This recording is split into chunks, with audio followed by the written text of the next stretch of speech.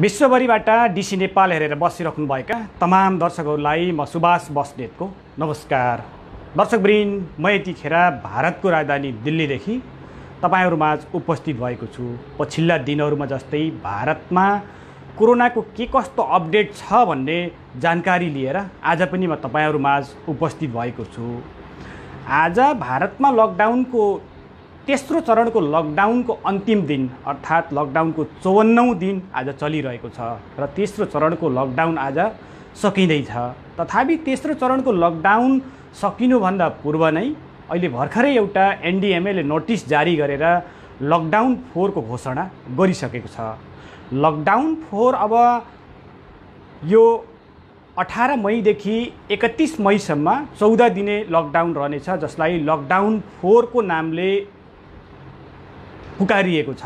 यद्यपि यो लकडाउन 4 मा के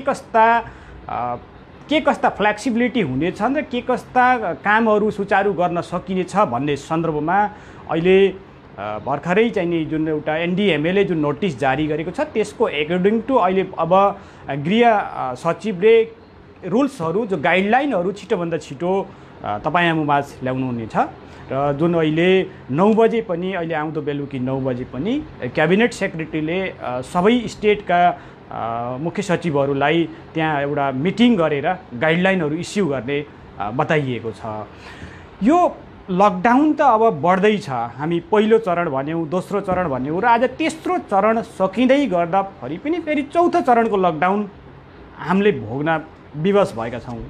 लकडाउन भोग्न विवश भन्दा पनि एउटा परिस्थितिले पारेको जुन बाध्यात्मक स्थिति हो। मैले अहिले यो 54 दिनमा भारतमा कोरोना बारे के कस्तो छ र के कस्तो अपडेटहरू आए, कति संक्रमित भए, कति रिकभर भए र कतिले ज्यान गुमाए भन्ने एउटा तथ्याङ्क समेत तपाईहरुमाझ लिएर आएको छु र त्यसलाई पनि मैले अहिलेको यो बसाइमा तपाईहरुमाझ प्रस्तुत गर्ने छु। कृपया यो कार्यक्रमलाई हेरेर मलाई साथ दिनु होला र तपाईलाई मैले पूर्ण रूपमा यो भारतमा अहिलेसम्मको सबै विवरण यहाँ प्रस्तुत गर्ने छु। अब पहिलो, दोस्रो, तेस्रो चरणको लकडाउनलाई जसरी तसरी कटाएका आम नेपाली भन्दा पनि जो मजदुर वर्गलाई मैले फोकस गर्न चाहे। त्यो मजदुर वर्गको जो अवस्था छ त्यो अत्यन्तै दिन प्रतिदिन दयनीय बन्दैछ। जसरी तसरी पहिलो, दोस्रो, तेस्रो चरण कटाइसकेका अब चौथो चरणमा प्रवेश गर्दा फेरि यी दिनहरूलाई कसरी गुजार्ने हो भन्ने अझै पनि एउटा शंकाको विषय बनेको छ। यहाँ हामीले आम प्रवासी नेपालीहरूको कुरो मात्रै नगरेर आम मजदुर वर्गलाई नै फोकस गर्ने हो भने अत्यन्तै दयनीय अवस्था बन्दैछ। तथापि भारत सरकारले केही राज्यका आफ्ना मजदुरहरूलाई, इच्छुक मजदुरहरूलाई आफ्नो गन्तव्यमा जान चाहनेहरूलाई पुर्याइसकेको छ र पुर्याउने क्रम जारी पनि छ। तथापि जुन व्यवस्था हाम्रो आम नेपालीहरूलाई छैन, त्यसले गर्दा पनि आम नेपालीहरू अत्यन्तै अन्यलमा हुनुहुन्छ। अब यो अवस्थामा यो लकडाउन 4 मा पनि यो सीमित रहन्छ भनेर हामीले भन्न सकिन्न। यो कहाँसम्म जाने एउटा अनिश्चित काल जस्तै बनेको छ।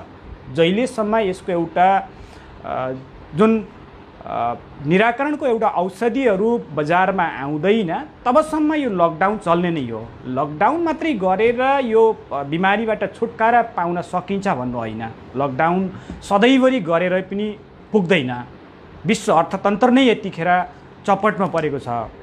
विकास, रोजगारी, शिक्षा लगायतका कैयौं सेक्टरहरू धराशायी बन्दै गएका छन्, जसको परिणामस्वरूप आम नेपाली जनता र विदेशी भूमिमा पुगेका आम नेपालीहरूले प्रत्यक्ष रूपमा भोगेका छन् र विदेशको भूमिमा गएर आफ्नो दिन बिताउन बाध्य भएका आम नेपालीहरूको अवस्था अहिले झनपछि झन दयनीय बन्दै गरेको छ। यो अवस्थामा नेपाल सरकारले एउटा आधिकारिक एउटा कुनै विज्ञप्ति अहिलेसम्म जारी गर्न सकेको छैन। हामी यो विज्ञप्ति नआउँदासम्म अत्यन्तै एउटा शंकाको विषय जस्तै बनेको छ। कृपया छिटोभन्दा छिटो नेपाल सरकारले अहिले यसको बारेमा एउटा अलिकति संक्षिप्त र एउटा क्लियरली एउटा चाहिँ विवरण र विज्ञप्ति निकालिदिने हो भने, यद्यपि यो जति पनि मजदुर वर्गका नेपालीहरू र जो पनि हुनुहुन्छ उहाँहरूलाई केही सुविधा हुने थियो भन्ने मैले एउटा अपेक्षा गरेको छु। म आफै पनि अहिले भारतको राजधानी दिल्ली स्थित छु र मैले दिल्लीमा भएका आम नेपालीहरूका जनजीवनसँग सम्बन्धित र कोरोनाबाट प्रभावित भएका सबै समस्याहरूलाई तपाईँहरूमा अवगत गराउँदै आइ नै राखेको छु। यही अवधिमा यही सन्दर्भमा सम्बन्धित निकायबाट त्यस्ता केही विज्ञप्तिहरू नआउनुले आम जनताहरू अझै अतालिएका छन्। म आफै पनि एउटा सोसल एक्टिभिस्ट र एउटा पत्रकारको हैसियतले मैले यति कलहरू र यति समाचारहरू यति सन्देशहरू मैले रिसिभ गरेका छु कि यो कहिले खोलिन्छ र यो नेपाल जान कसरी सकिन्छ भन्ने एउटा आम नागरिकहरूको जो जिज्ञासा छ त्यो जिज्ञासा मेटाउन इभन म पनि असमर्थ भएको छु। जहिलेसम्म हामीलाई नेपाल सरकारले एउटा औपचारिक विज्ञप्ति सम्प्रेषण गर्दैन तबसम्म हामी त्यसलाई आम पब्लिकसम्म कसरी सर्कुलेट गर्ने भन्ने विषयमा हामी पनि अहिले यतिखेर अलिकति अल्मलिएका छौँ र ती आम नेपालीहरू र जो मजदुर वर्गका नेपालीहरूको अवस्थालाई हामी कसरी सम्बोधन गर्ने भन्ने एउटा हाम्रो विडम्बना बनेको छ अहिले। यसै सन्दर्भमा भारतमा रहेको नेपाली राजदूतावास बाराखम्बा रोड नयाँ दिल्ली स्थितको नेपाली राजदूतावासले पनि यो विषयलाई अलिकति गम्भीरतापूर्वक लिएर अबको यो लकडाउन 4 को स्थितिलाई अलिकति केही न केही यहाँनिर केही न केही अलिकति सामञ्जस्यता अपनाएर र आम पब्लिकहरूसँग एउटा सामञ्जस्यताको एउटा वातावरण सिर्जना गरेर यी अलपत्र परेका नेपालीहरूलाई छिटोभन्दा छिटो हामी या त यही नै खाना बस्नको व्यवस्था गर्न सक्नुपर्छ, होइन भने हामी नेपालसम्म पुर्याउने एउटा वातावरण सिर्जना गर्नु अत्यन्तै जरुरी छ। कृपया यो अवस्था झनपछि झन बढ्दै गएको छ। अब आज मैले पहिले नै तपाईँलाई भनिसकेँ, अहिले आज भारतमा लकडाउनको 54औं दिन हो, तेस्रो चरणको लकडाउनको अन्तिम दिन हो र अहिलेसम्म भारतमा के कस्ता अपडेट र कति सङ्क्रमित र डेथहरू कति भए, मृत्यु कति भए भन्ने विवरण पनि मैले तपाईँहरूमाझ लिएर आएको छु।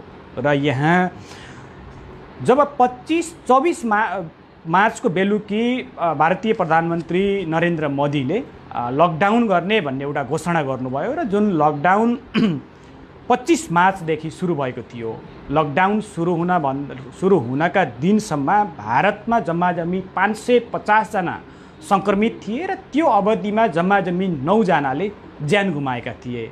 तत्पश्चात प्रधानमन्त्री नरेन्द्र मोदीले जुन एउटा 25 मार्चदेखि 14 अप्रेलसम्मको लागि एउटा 21 दिने लकडाउन घोषणा गर्नुभयो र त्यो लकडाउनको अवधिमा के कति सङ्क्रमित र कतिले ज्यान गुमाए भन्ने पनि मैले यहाँ डेटाहरू लिएर आएको छु। कृपया अलिकति धैर्य गरेर सुनिदिनु होला।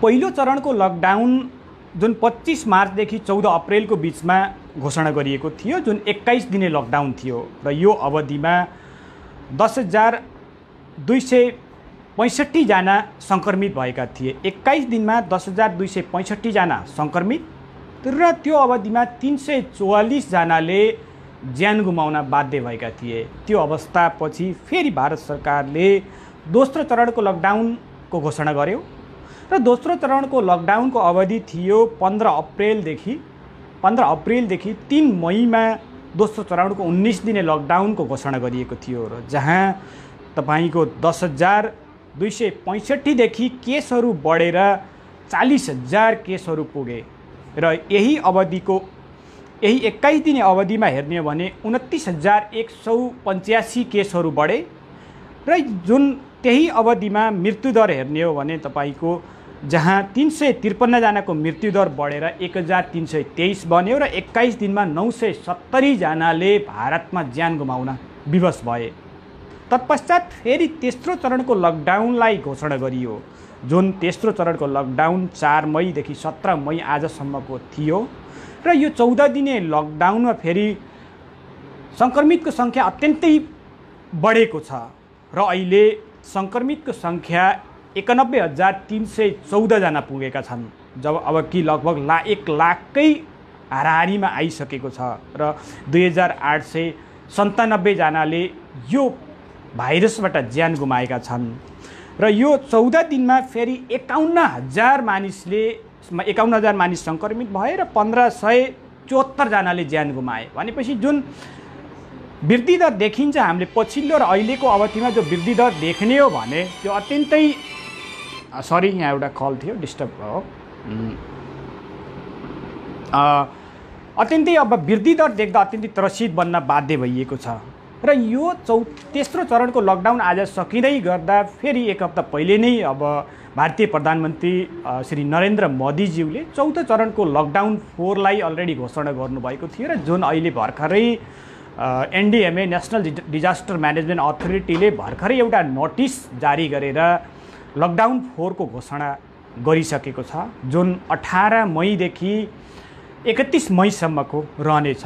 र अब छिटोभन्दा छिटो भर्खरै नै अब गृह मन्त्रालयले र गृह सचिवले यो बारेमा अहिले के गाइडलाइनहरू र के हामीहरू क्रियाकलाप र के अत्यावश्यक एक्टिभिटीहरू सुचारू गर्न सकिन्छ भन्ने सन्दर्भमा पक्कै पनि छिटोभन्दा छिटो गृह सचिवले एउटा नोटिस विज्ञप्ति जारी गर्नुहुनेछ र अहिले बेलुकी 9 बजे क्याबिनेट सेक्रेटरीले सबै स्टेटका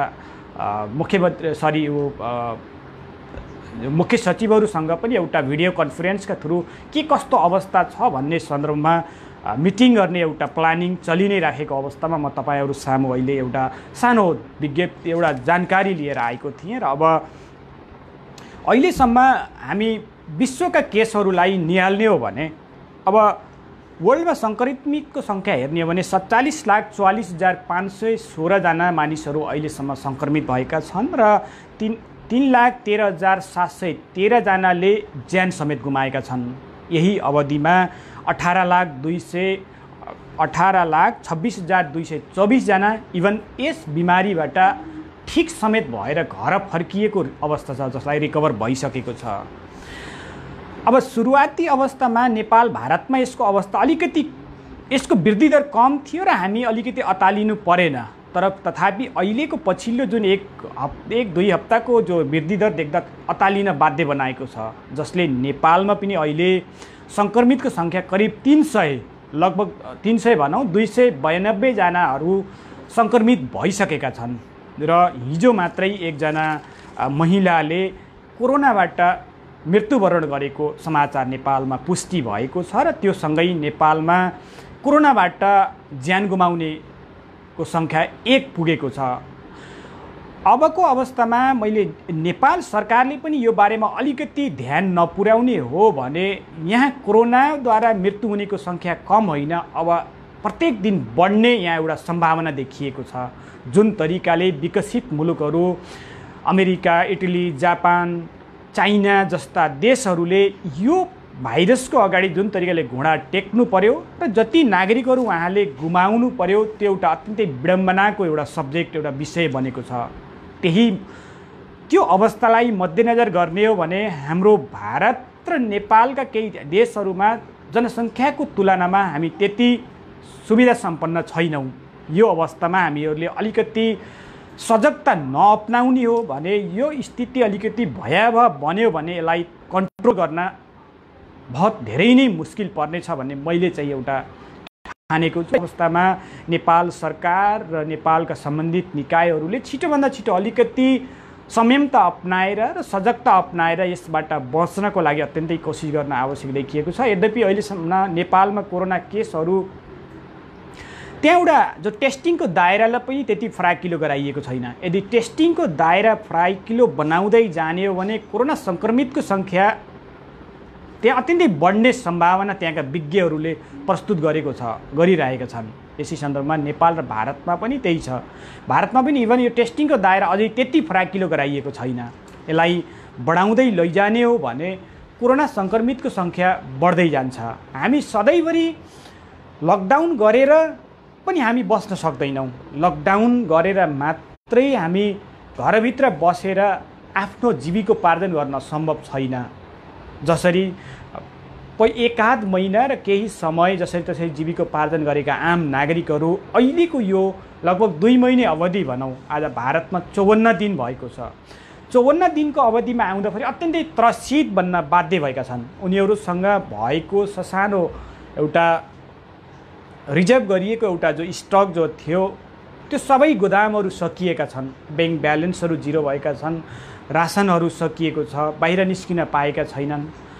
जहाँ रेन्टमा जो एउटा किरायमा बस्नेहरूलाई मकानको जो एउटा मालिक छ, घर मालिकले चाहिँ भाडा मागेर अत्याइरहेको अवस्था छ। यो अवस्थामा अबको जुन एउटा दिनचर्या र अबको दैनिकी कसरी अगाडि लैजाने हो, पार गर्ने हो, गुजार्ने हो भन्ने एउटा अलिकति दुःखको विषय बनेको छ।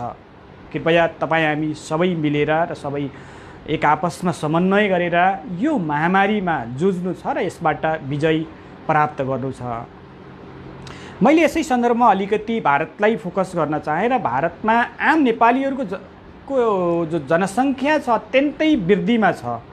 जनसङ्ख्या यति धेरै छ कि यहाँ केही सङ्घ संस्था र सामाजिक व्यक्तित्वहरूले समेत यहाँ सेवा गर्दै आउनुभएको छ, सहयोग गर्दै आउनुभएको छ, त्यसमा कुनै दोहोराइ छैन। तथापि सेवा गर्दै गर्दा ती सेवा गर्नेहरूको ढुकुटी समेत एउटा सोर्स समेत लिमिटेड भएको कारणले अहिले ती मनका धनीहरू पनि केही सेवा गर्नबाट असमर्थ बनेका छन्। यो अवस्थामा कसरी ती भोकभोकै बस्नबाट विवश भएका आम नेपालीहरूलाई खाना खुवाउने र कसरी यो अलिकति मृत्युवरण गर्नबाट, खाना नपाएर मृत्युवरण गर्नबाट अगाडि जोगाउने भन्ने एउटा ठुलो चुनौती यहाँ तपाईँ हामी माझ आएको छ।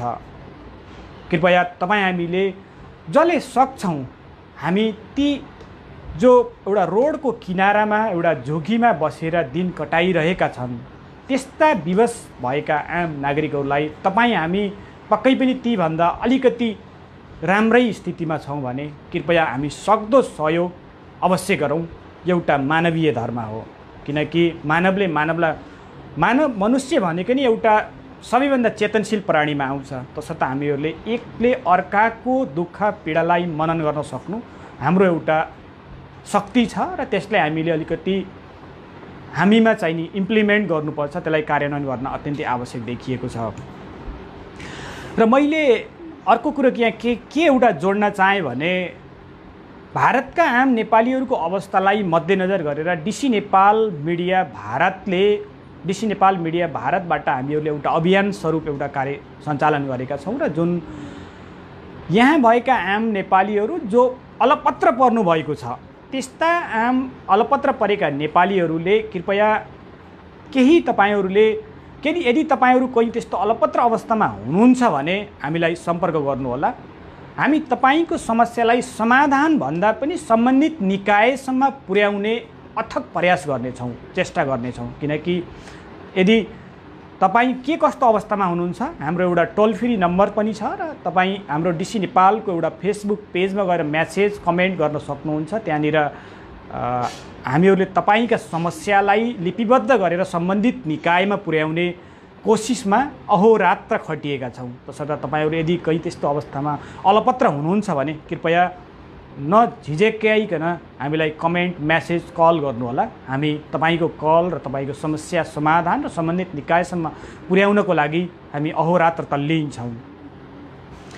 अब नेपालको सन्दर्भमा हेर्ने हो भने हिजोबाट पहिलो एउटा खाता खोलेको छ जहाँ जुन एउटा गर्भवती महिला हुनुहुन्थ्यो उहाँले गर्भवती महिलाले ज्यान गुमाइसक्नु भएको छ र त्यो अवस्था देखिसकेपछि सबैमा एउटा त्रसित बन्ने वातावरण सिर्जना भएको छ। हामी छिटोभन्दा छिटो सजगता अपनाएर नेपाल सरकारले पनि अलिकति संयमता र सजगता अपनाएर आम नागरिकहरूलाई चेतना फैलाएर र टेस्टिङको दायरालाई अलिकति फ्राकिलो बनाएर चाहिँ यो कोरोनाबाट बच्न अत्यन्तै आवश्यक छ। होइन भने यसको वृद्धि दर घट्ने होइन बढ्ने नै हो। यसबाट एकैचोटि भयावह स्थिति आउँदाखेरि हुनसक्छ हामी त्यसलाई कन्ट्रोल गर्न नसक्ने अवस्थामा पनि जान सक्छौँ। तसर्थ अहिले नै समय छँदै हामीहरूले त्यसलाई अलिकति ध्यान दिनुपर्छ। भनिन्छ prevention is better than cure भनिन्छ। हामी बिमारी लागेर उपचार गर्नुभन्दा बिमारी लाग्न नदिनु नै अति उत्तम हो। तसर्थ हामी सबै आफ्नो ठाउँबाट सजग बन्नुपर्छ। सबै आफ्नो ठाउँबाट एउटा जिम्मेवार नागरिकको भूमिकालाई निभाउन सक्नुपर्छ। कृपया अहिले यो कार्यक्रममा धेरैजना साथीहरू जोडिनु भएको छ। यहाँ केही तपाईहरूको त्यस्ता जिज्ञासा र कमेन्टहरू छन् भने कृपया यहाँ छोड्नुहोला। मैले तपाईहरूका कमेन्ट र त्यस्ता समस्याहरूलाई पनि मैले सम्बोधन गर्ने कोसिस गर्नेछु। एकजनाले म गुवाहाटीबाट भन्नुभएको छ, सुजाता काफ्लेजी।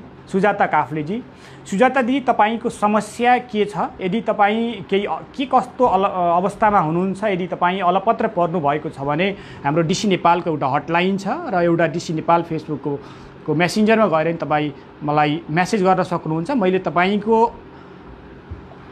को समस्याको प्रकृति छुट्याएर त्यसलाई चाहिँ समाधानतर्फ लैजानेछु। त्यसै गरी अहिले सन्दीप परियारजी हुनुहुन्छ, ओके सर भन्दै हुनुहुन्छ उहाँले। त्यसै गरी मनोज पौडेलजीले जापानबाट हेर्नुभएको छ। त्यसै गरी धेरै साथीहरू जोडिनु भएको छ। यदि हाम्रो उद्धार कहिले हुन्छ सर भनेर लेख्नु भएको छ चुरामुडी भण्डारीज्यू। चुरामुडी भण्डारीज्यू तपाईँ कहाँदेखि जोडिनु भएको छ?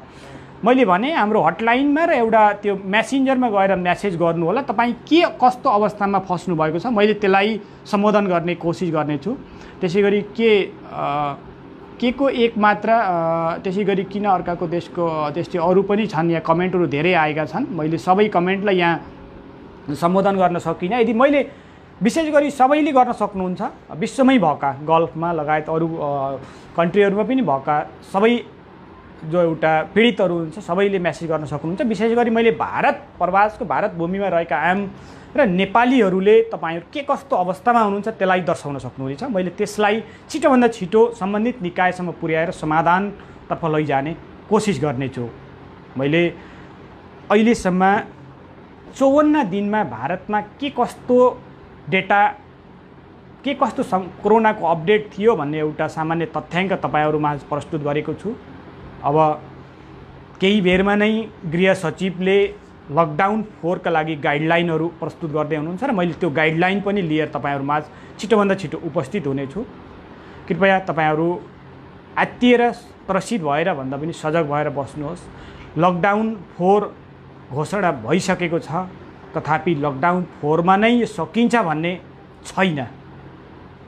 यो कहाँसम्म पुग्ने हो, अनिश्चितकाल जस्तै बनेको छ। हामी सबै यसबाट त्रसित बन्न बाध्य भएका छौँ। कृपया हामी आत्तिएर त केही हुँदैन, आफ्नो सम्पर्कमा भएका केही त्यस्ता मनका धनीहरूलाई सम्पर्क गर्नुहोस्। यदि तपाईँ बिहान बेलुकाको भोजनबाट वञ्चित हुनुहुन्छ भने, यदि भारतको मैले दिल्लीकै कुरो गर्दा दिल्लीका केही सरकारी स्कुलहरूमा केही रेन बसेराहरूमा त्यहाँनिर केही खानाको फुडिङको व्यवस्था गरिएको छ। त्यहाँनिर गएर तपाईँहरूले बिहानको खाना करिब 12 बजे र बेलुकीको खाना 5:30 बजेको आसपासमा केही दिल्ली सरकार जो मुख्यमन्त्री केजरीवालजीले त्यहाँ खानाको व्यवस्था गर्नुभएको छ। तपाईँहरू त्यहाँ गएर पनि आफूहरूले खाना खान सक्नुहुनेछ। मैले यो पनि यहाँ जानकारी गराउन चाहेँ। कृपया आफ्नो अत्यन्तै ख्याल राख्नुहोला। यदि लकडाउन फितलो भयो भन्दैमा वात्तै सबै चिज बिर्सिएर घुलमिलतर्फ नलाग्नु होला, किनकि यो सोशल डिस्टेन्सिङ मेन्टेन गर्न अत्यन्तै जरुरी छ। कोरोनाबाट बच्ने एक मात्रै उपाय भनेको ओन्ली सोशल डिस्टेन्सिङ अहिले WHO ले घोषणा गरेको अवस्थामा हामी यदि सरकारले व्यवस्था फितलो गरिदिए पनि हामी आफै सजग रहन अत्यन्तै जरुरी छ। सरकारले फितलो गरिदियो, मार्केट खोलिदियो, अफिस खोलिदियो, मेट्रो खोलिदियो, बस खोलिदियो भन्दैमा हामी त्यहाँ सबै रुल्सहरू बिर्सिएर त्यहाँ गएर सबै भेडा बाख्राको चाल गर्न अत्यन्तै हुँदैन। यो एउटा यदि त्यस्तो गरियो भने यो अवस्था र यो परिस्थिति अझै जटिल बन्नेछ।